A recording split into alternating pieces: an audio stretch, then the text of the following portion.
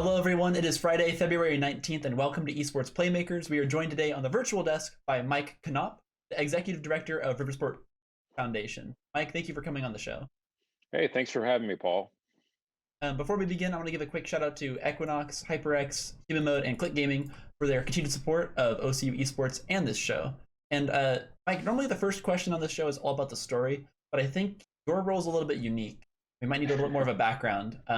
What exactly is Riversport Immersion and its mission? Well, yeah, so Riversport came to be several years ago. I mean, essentially, the picture you see in my background here is the frozen Oklahoma River, but the river used to be pretty much a ditch that divided Oklahoma City. And I had an idea of developing a kind of a really robust sports outdoor urban outdoor water sports venue, and that kind of that vision really quickly evolved. I actually started the rowing team at Oklahoma City University and built the several boathouses, including the Devon Boathouse, which is home to OCU's rowing program, but is also an Olympic training site for our future our Olympic hopefuls. And all out of all of that came this relationship with with the Olympic movement, and looking at ways that we can advance sports and performance, and then also we kind of layered into that adventure. So people from all walks of life who maybe never would have ever had a chance to go whitewater rafting or then could do that in downtown Oklahoma City. So we've created this very unique, really in the world venue that combines all of these things.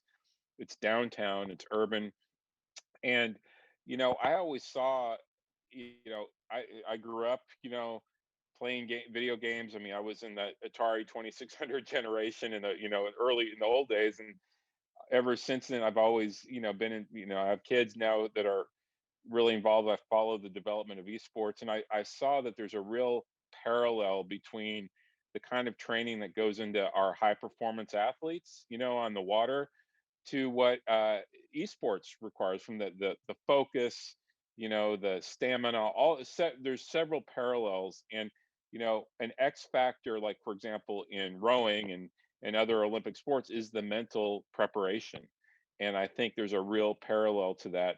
And so we felt like everything we've tried to do, and you can see it in the architecture and in all the programs. We're the only venue in the world that has a stadium lit race course, and so we try to be innovative here. And so we thought, let's take a lead in kind of bringing the Olympic movement, or taking a lead in that effort with esports, and how can that be a part of our programming within our structure as a high performance center, and go from there, and also as an attraction. So we think there's a real parallel, and that's kind of how we got into it. So all kinds of opportunities coming your way then. Yeah. That's a perfect segue into this next question. I think you mentioned somewhere in there kind of about this, you had this like moment of realization. I think this happens a lot. I don't exactly remember what mine was because I've been involved in esports since I was very little. But can you kind of talk about what was like the moment you were like, this is big and this is something that Riversport Immersion needs to be involved in? Yeah. Well, we came up with the word, immersion is, there's a lot of meaning to that. Obviously, Yeah. getting immersed in the water, which you try not to do when you're rowing, but but frankly, the fact that we talk a lot about the athletes getting fully immersed into the sport on the starting line, being focused, and really feel the same way with esports, and again that immersion aspect of it. And there's a lot of different elements to this, but one of the things that really drew me in, again, I've always been very interested in technology and how we can use technology to advance sport. And so we began, really looking at, as a high performance center, how could we utilize like VR, and look at, could VR become a new training tool for our athletes to put them in that immersive environment. And so we experimented with a tool that puts you on the water in a rowing shell anywhere in the world, or anywhere in the universe, and you could be racing somebody else fully immersed, and really training your brain to focus, to because that is the thing that makes or breaks a race. You could be you could be the strongest, you could be the tallest, you could be the fastest, but if you can't focus, you're not going to win. And so it was that kind of, once we started playing with that and seeing the impact and the possibilities of technology, and then looking at, frankly, have my kids being involved from a, when I started all this, they were just babies, and now they're actually involved in rowing, at the river. But what do they do in their spare time with their friends, who are also rowers? They do esports, and so we think, I see it as a real team intensive. Rowing is like such a quintessential team sport. Well, you can also bolster those team skills in esports, and I think there's a lot of benefits to athletes coming together in that, and then vice versa. I mean, uh, you know, there's a lot of kids that I'm in, that are friends of my kids that are very involved in esports, and then they like to have that outlet of getting active, going, doing these adventures and getting on the water. So we think there's a real parallel there, to where it's all about balance, and it's about how, being active, being fit, being, being think, thoughtful about nutrition, being able to focus, being able to, again, have that stamina. All of those things go hand in hand. So I think, again, I've always been involved in, just video games have been around my life for a long, and I always found, like, even in law school or times when I've been stressed, it's always been a stress reliever too. So I mean, there's that benefit. But I think when I started to see there is really a connection between what we do with our athletes here at the river and what esports, what is required to be a top-notch champion level esports athlete. I just saw a lot of parallels, and I think the light really went off for me is when we had the event at the river a couple of years ago, where people thought I was somewhat crazy because we moved out all of the boats from the boathouse and created an esports arena at the same time as a rowing event, and it went really well. And I could again see the parallels, as could many other people. So a lot of the athletes, the rowing athletes, were playing esports in between their races. So it was kind of fun to watch. So Yeah, I think one of my favorite things is, or I think a lot of people kind of have that realization when it's one live event. I think for Jeff Price, our director, it was when he went down to DreamHack and he saw all these people playing games together. yeah, I think for you, maybe it was just like the team environments you see your kids kind of building yeah, themselves up it's in. exactly right. Yeah, there's so many positive avenues for the esports, and then you also mentioned nutrition, as well as physical fitness, and that's been like a huge part of sports management for years. And I think we're just now seeing that kind of come to light in esports degrees, which is something we're now trying to run at OCU, is a sports management degree that has focus on those areas that then kind of tie into traditional sports methods of making, because like you were saying, physical athletes need like these stress relievers and these team bonding activities, and I Mhm. think it's the exact same thing. OCU, or sorry, esports students need this physical activity and this um, kind of release from just sitting there for so long that can help really get your blood flowing, get your brain working. Yeah. So I think there's a happy medium somewhere in there between doing both. Mhm. Um, Yeah, so I totally agree. Yeah, I've heard a few rumors, and maybe you can, or actually let's talk what you have now first. So I sure. believe you guys. I've seen the posts. I've seen it in person. You guys have like a small esports facility currently at the Boathouse District. Can you talk about a little bit about that? Yeah, that was something we started with. We had a board member, Chris Lawson, and the Ann Lacey Foundation helped us bring that to reality. And it was meant to kind of start to kind of stick our toe in this world, and of course that development happened right as COVID kind of took hold. So it kind of delayed the implementation of that at the scale that we would like, but we're certainly going in that direction. But yes, it's a combination of we have consoles, we have VR stations, we've got rowing machines connected to VR bikes, and then Xboxes, and so um, and we thought it would be a great starting point, and so that was step one, and we have also worked with Jeff Price and yourself and others about continuing to work on events or virtual Mhm. events during this period that we've been in, so we can kind of keep that vision moving forward and how we engage in esports in the future. And what's been interesting is the idea and the vision continues to evolve, and to a point where we've got some really cool things in store coming forward in the Boathouse District. So that was the next question was what kind of sneak peek and insider info can you give us on what exactly you guys are working on down there? Well, we're really excited to have a great partner in the Equinox, as is involved with the OCU esports program as well, and Chad Ford and his team, and how we can develop an arena in the Boathouse District that can become a place that draws people together in this very unique venue. And it's, I talk a lot about authenticity a lot when it comes to things that we have at the river, and being the only venue, the only river in the country to be designated as an Olympic training site. And this is where athletes already are coming to pursue their dreams, their high performance dreams. And so we feel like that's pretty unique, in the fact that you can have an arena, and then you can walk out the door and go whitewater rafting, surfing, and soon, as of May, skiing. We're going to have an indoor ski facility right next to this. So the Equinox is going to be, phase one is, it's a temporary, it's a really cool uh, tent like structure that will be put up, and very modern looking, that will have uh, a whole array of different esports elements in it. Computers, consoles, stage, video board, and just really, it'll be a really cool environment to have events and training and competitions here. And that, we believe, is a great starting point, to really show the world that we're fully engaged in this, and frankly, as the only Olympic training site to be going so far into esports, and including that. So, because as we look to the future of, like, at the Olympic level, um, I think it's really at an exhibition level now, and certainly in Tokyo, there will be exhibitions with Hmm. esports at the Olympic Games.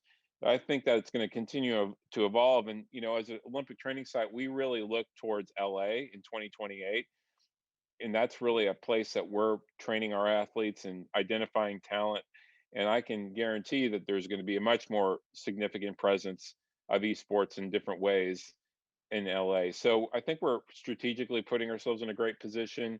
We are at the crossroads of America, literally, with the venue, and there's a lot of things that we can do to kind of scale up with surrounding facilities if we end up having some larger events. So There's all the colleges in the local building up their own arenas, yeah. but also kind of talk about models. There's been I think there's like two approaches generally to running an esports center or space, and it's usually the land cafe model that Korea tends to run, or I've recently talked with CEO of Amuka Esports who said that his uh, space has been more of like a community events, rather than being like a just come in and play. He's really trying to build that sense of community within the group of people that play there with like memberships, member events, and things like that. Yeah. Is there kind of a route that you see this facility going?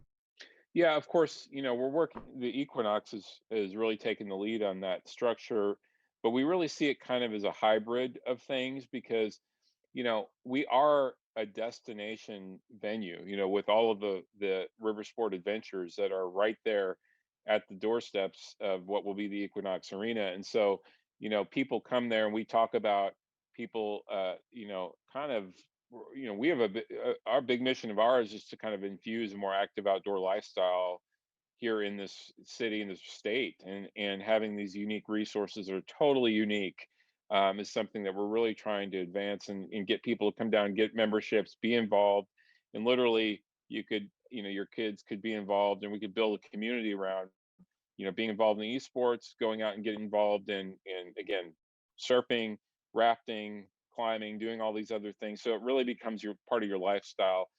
And that'll even be to a point where we have camps, with youth. And so kids coming out to a camp can, you know, can hone and get their esports skills, and get really engaged in different types of esports camps, but then also balance it with these outdoor adventure activities and programming, and team building activities and things like that. So So we see that there's definitely a component of that, building a community, making it a destination, having, food and beverage and events and, Mhm. things that are all tied into what we already do. The cool thing about our venue is we do a lot of events, and how the Equinox will be totally tied into those things as well. So, and even in some of the new features, I mentioned Ski OKC, which will be this cool indoor ski facility that actually has some tech elements to it in the evening, where we're looking at having AR components to our ski venue.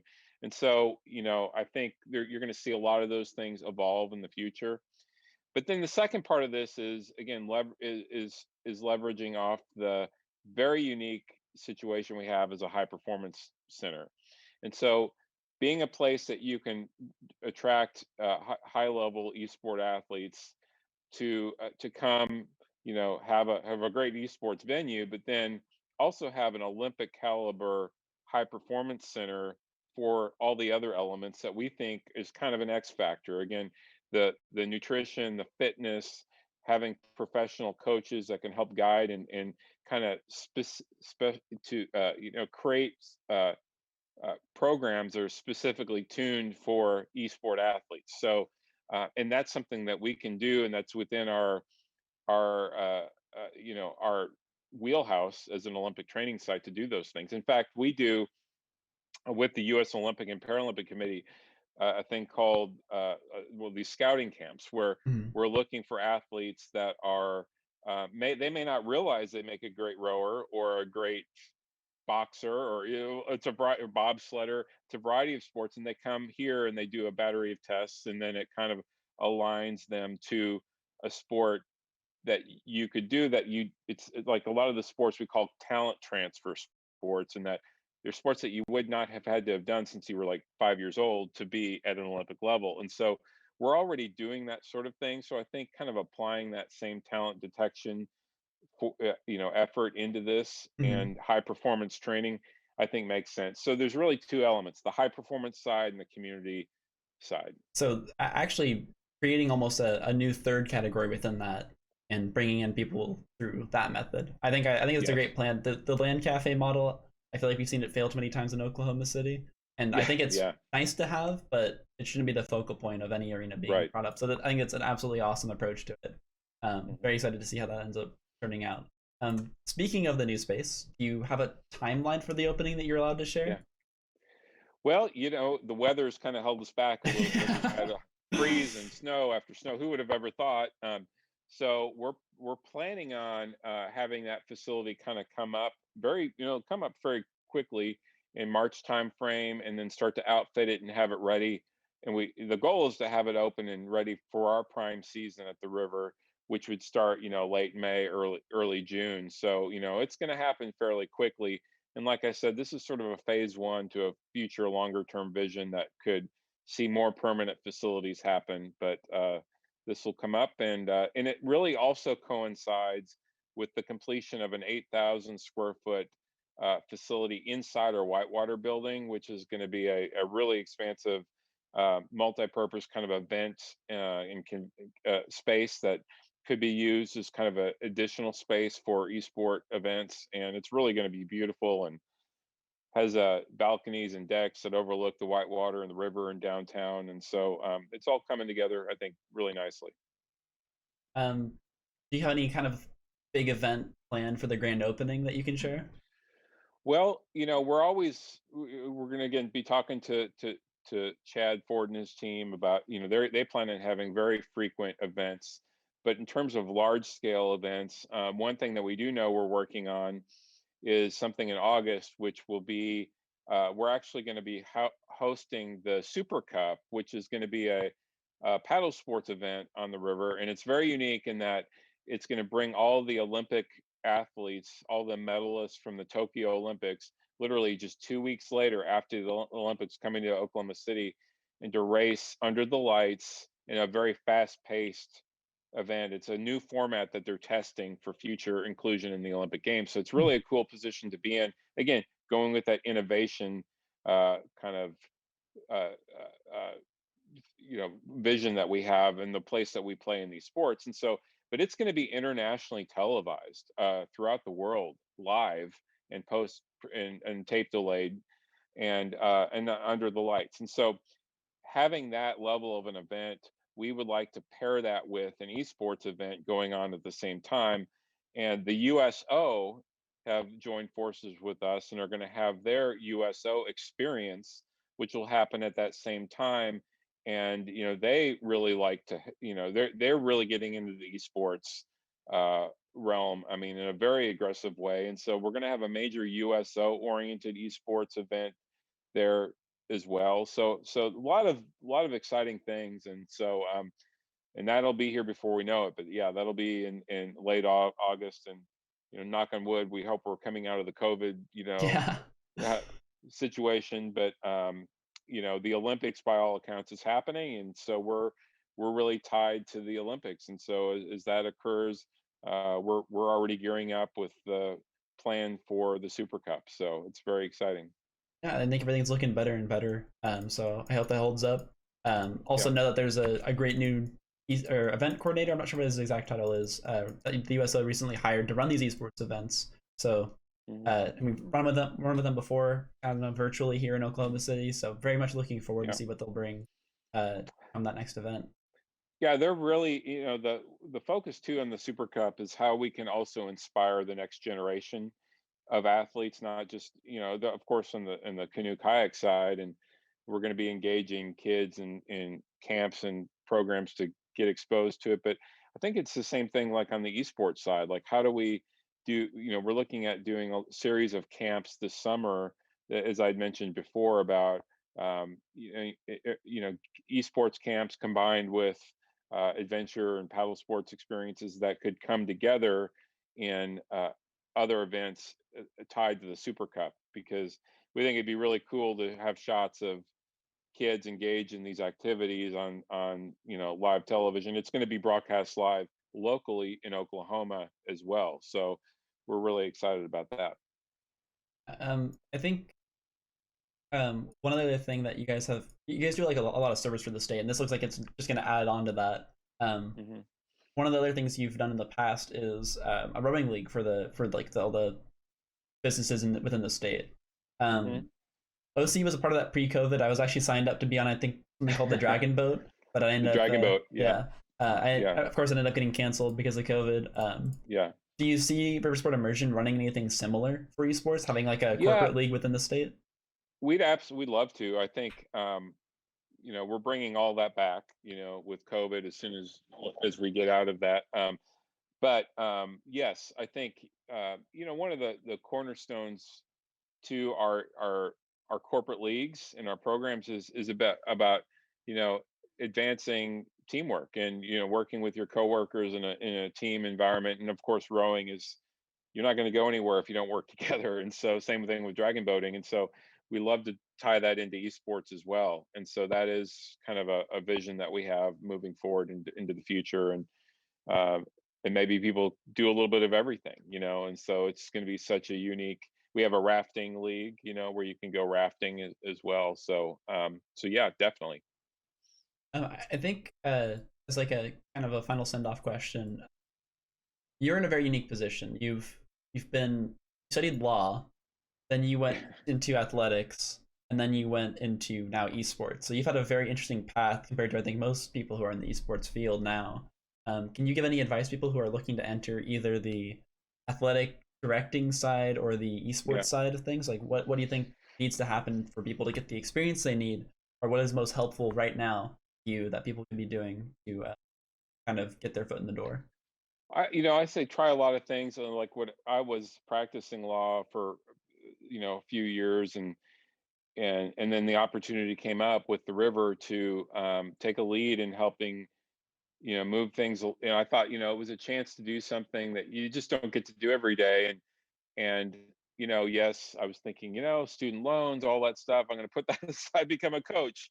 And what I found is, if you're really passionate about something, uh usually it'll work out, because you're going to put a lot into it. You're going to, and you only live once. And so, but it's also not making rash decisions either. Like, everything that I always recommend to people is to is to listen a lot, take as many opportunities as you can to learn new things and get involved. I mean, we've done, and not everything's always going to work out. I mean, there's been some epic, we'll call them failures, but interesting challenges we've had along the way, because that's how you learn, and you can't be afraid to fail. And keeping that, all of that in perspective, and a lot of the things that we've created this very unique venue in the world, but some of that's come out of failure. I mean, learning things that you learn from, and you make better.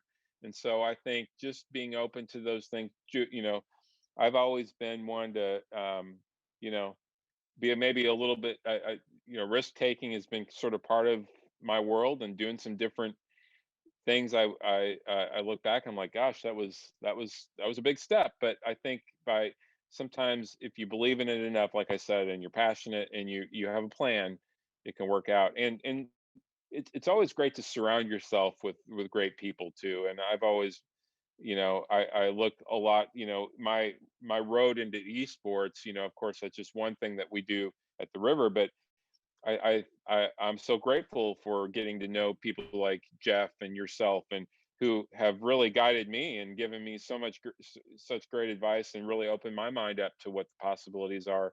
So I think, again, surrounding yourself with really great people is really key. And I've got a great staff. They help make these big ideas come to life, and there's some blood, sweat, and tears involved. You can't be afraid of that. But that would be my advice. So yeah.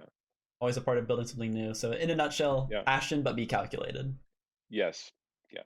Well, Mike, is there anything you'd like to plug? Any socials for Riversport Immersion, the website, your stuff? Yeah, I think people, I'd say follow us on Facebook. We've got Riversport, Riversport OKC. We are going to be kind of rolling out different things in the future with regard to our immersion project, and of course the Equinox. And then our website is riversportokc.org. Always look forward to having new ideas, and if people have ideas or they want to get involved in any way, just reach out to me. My door's always open, and I love to hear from folks. But and then, of course, looking to the future with coming out and just getting involved. I encourage, you know we have a new program that's kind of rolling out. There'll be a new membership program that'll allow people to do everything, from whitewater rafting to getting in shape, to get involved in social activities and volunteer events. So we're really, again, you said it before, we're really trying to build a community around all these things, and just a place that people want to hang out with like-minded people and have fun. So yeah. Mike, So yeah, thank you. thank you so much for coming on the show. You'll be able to find links to all of that below in the description. I want to give one more shout out and thanks to our sponsors. This has been Esports Playmakers, and we will remember to subscribe, and we will see you guys next time.